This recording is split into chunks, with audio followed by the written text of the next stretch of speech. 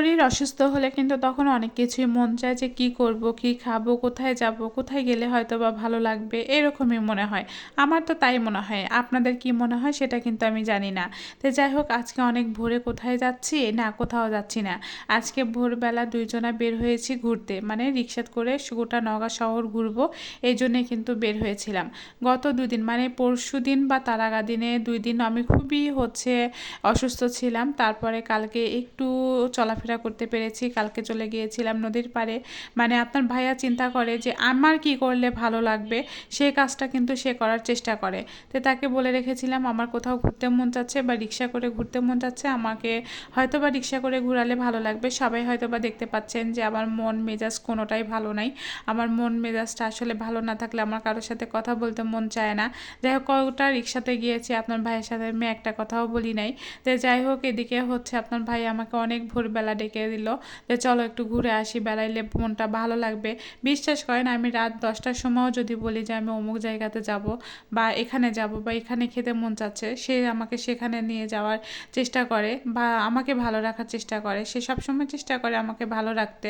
তো কিন্তু ওই যে প্রথমে তো দেখলেন মডেল মসজিদ পার হয়ে আসছি, তারপরে আমার কাঁচা বাজার পার হয়ে আসলাম, এখন কিন্তু আমি আমার হসপিটালটাও পার হয়ে আসছি। এখন সোজা কিন্তু বাইপাস রোড ধরে যাচ্ছি ডিগ্রির মোড়ে।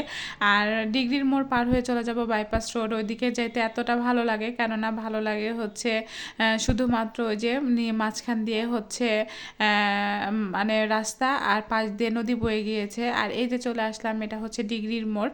আর ডিগ্রি কলেজ কিন্তু এটা, আপনারা যারা যারা চেনেন না, নওগাঁ ডিগ্রি কলেজ এটা। আর আমি এখন চলে যাচ্ছি বাইপাস রোডে। বাইপাস ব্রিজ হয়ে ওখানে একটু অপেক্ষা করে ওখানে একটু দাঁড়িয়ে তারপরে কিন্তু আবার ব্যাক দেবো নওগাঁতে। তো যাই হোক, এটাই কিন্তু নওগাঁর মধ্যে। এখন যে মনে করবেন যে না এটা নওগাঁর বাহিরে, কিন্তু না, নওগাঁর বাহিরে না, নওগাঁর এটা ভিতরেই। কিন্তু এই সাইডটা ছিল একদমই ফাঁকা, আর সকালবেলাকার ফ্রেশ হাওয়া। আর এই ফ্রেশ হাওয়াটা শেষ করে কিন্তু যখন ঘুরে ফিরে আসলাম তখন বেশ ভালোই লাগলো। আর এখন আসছি মাংস কিনতে। আর এখানে একদম মাথার টাটকা মাংস পাওয়া যায়। এটা কোথায় সবাই হয়তো বা চিনতে পেরেছেন, এটা শহীদুলের মোড়।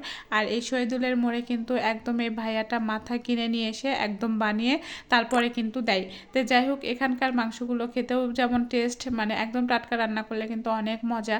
তা আপনার ভাইয়া যাওয়ার সময় বলছিল তুমি কিছু খেতে পারছো না, তাহলে এখান থেকে টাটকা কিছু মাংস নিয়ে যায়। তো এই মাথাটা পাওয়া যায় না, এই একটা মাথা থেকে আমরা দুইজন নিব।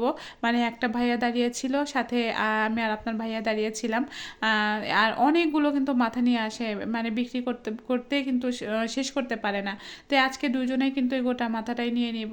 তো চিন্তা করলাম যে এখান থেকে টাটকাটা নিয়ে যেয়ে রান্না করব, খেতে পারি কি না সেটা আসলে দেখব। তো আপনার ভাইয়া বলছে যে আসলে তুমি তো খেতে পারছো না, আর ছেলেরও পরীক্ষা শুরু হয়েছে, তাই চিন্তা করলাম যে রান্না করে যদি একবারে রেখে দিই তাহলে কিন্তু বেশি ভালো হবে। তো এই জন্যে আসলে টাটকা মাংসগুলো নিয়ে যে আজকেই রান্না করব।